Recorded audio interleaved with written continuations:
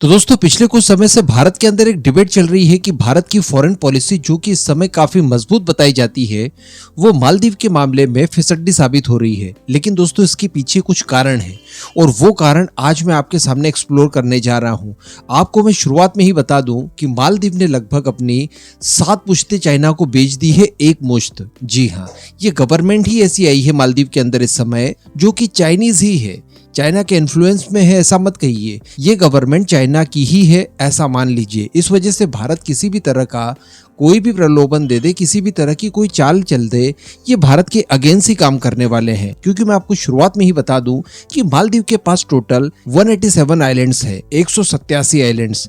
अब इनमें से खबर निकल कर आ रही है कि चाइना द्वारा रिसेंटली इन 187 आइलैंड्स में से 36 यानी 36 आइलैंड्स खरीद लिए गए हैं। अब आप सोच कर देखिए कि ये किस लेवल की जुगलबंदी चाइना और मालदीव के बीच में चल रही है। इस लेवल पर तो पाकिस्तान नहीं बिका, इस लेवल पर श्रीलंका भी नहीं बिका जिस लेवल पर मालदीव बिक चुका है। अब आप खुद सोच कर देखिए कि इन सब चीजों के बाद क्या भारत का इन्फ्लुएंस मालदीव के ऊपर काम करेगा? नहीं करेगा। और इसी के लिए भारत द्वारा भी तैयारियां कर ली गई है। उन सभी को लेकर डिस्कशन करते हैं आज के इस वीडियो में।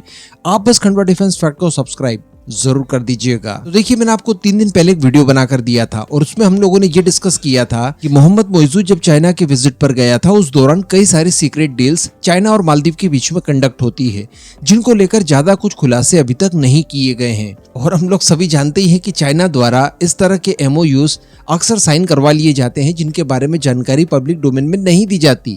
अब इन्हीं सब के ऊपर धीरे धीरे खुलासे हो रहे हैं। पहले खुलासा ये हुआ कि चाइना और मालदीव के बीच में सिक्योरिटी पैक्ट साइन हो चुका है। फ्री सिक्योरिटी के नाम पर चाइना कभी भी किसी भी समय मालदीव के अंदर आ सकता है, अपना बेस बना सकता है। इसके अलावा फिर खबर निकल कर आती है कि नॉन लीथल वेपन चाइना अब सप्लाई करेगा मालदीव को। इसके साथ साथ आज से 1 दशक पहले चाइना द्वारा मालदीव के अंदर एक आइलैंड लिस्ट पर लिया गया था 50 सालों के लिए और उस समय भी प्रो चाइना गवर्नमेंट मालदीव के अंदर मौजूद थी। इस वजह से चाइना द्वारा वहां पर डेवलपमेंट के कार्य भी शुरू करवा दिए गए। लेकिन सडनली वहां पर गवर्नमेंट चेंज हो जाती है, प्रो भारतीय गवर्नमेंट आती है और उनके द्वारा चाइना के इस डेवलपमेंट प्रोग्राम को बंद करवाया जाता है। लेकिन अब टोटल 36 आइलैंड्स चाइना द्वारा खरीद लिए गए हैं। बताया जा रहा है कि चाइना की टूरिज्म कंपनीज द्वारा 36 आइलैंड्स लीज पर ले लिए गए हैं। अब इनके ऊपर चाइनीज कंपनीज 12,000 करोड़ रुपए इन्वेस्ट करके इनका डेवलपमेंट का काम शुरू करेगी। इसे बिल्कुल आप कंपेयर कर सकते हैं पाकिस्तान के ग्वादर पोर्ट से या फिर श्रीलंका के हम्बनटोटा पोर्ट से। और इसके लिए जो प्लानिंग चाइना की तरफ से की गई है वो लाजवाब थी। सबसे पहले तो चाइना की गवर्नमेंट ने अपने लोगों को बहुत भारी संख्या में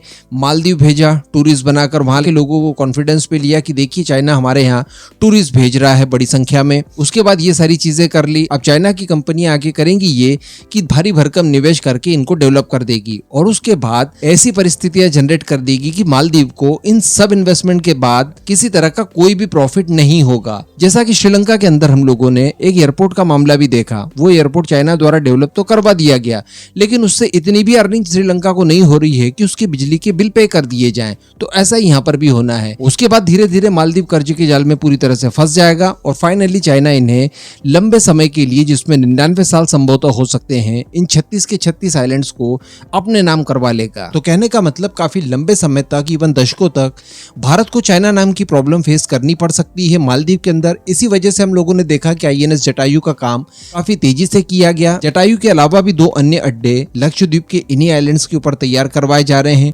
उनके ऊपर भी काम काफी तेजी से चल रहा है। लेकिन इसी बीच खबर निकल कर ये आती है कि INS जटायु के ऊपर अब हथियारों की तैनाती भारतीय सेनाओं द्वारा शुरू करवा दी गई है और शुरुआत में ही यहाँ पर उस हथियार को इक्विप करवाया जा रहा है जिससे चाइना सबसे ज्यादा डरता है, यानी ब्रह्मोस को। ब्रह्मोस की ER वेरिएंट को, जो कि सोरबेस एंटीशिप मिसाइलें होंगी, उनका डिप्लॉयमेंट इस एरिया में करवाना शुरू कर दिया गया है। इसके साथ साथ मैंने आपको ये भी बताया था कुछ समय पहले कि भारतीय वायुसेना भी यहाँ पर अपने बड़े साइज के रडार सिस्टम्स को इंटीग्रेट करेगी ताकि इस पूरे एयर स्पेस को भी लगातार मॉनिटर करवाया जा सके। इसके अलावा आगाती एयरपोर्ट पर हम लोगों ने देखा 2 दिन पहले ही C295 को लैंड वगैरह करवाया गया, जहाँ पर डेवलपमेंट के काम और ज्यादा तेजी से किए जा रहे हैं और बिल्कुल इस अड्डे को भारतीय वायुसेना हो, नौसेना हो, दोनों ही फर्स्ट रिस्पॉन्डर के तौर पर इस्तेमाल करेंगे। और जैसा कि हम लोग बार बार डिस्कस करते हैं कि एक एयरक्राफ्ट कैरियर की जैसा ही ये हमें फील देने वाला है। तो कहने का मतलब हमारी तैयारियां भी तगड़ी है।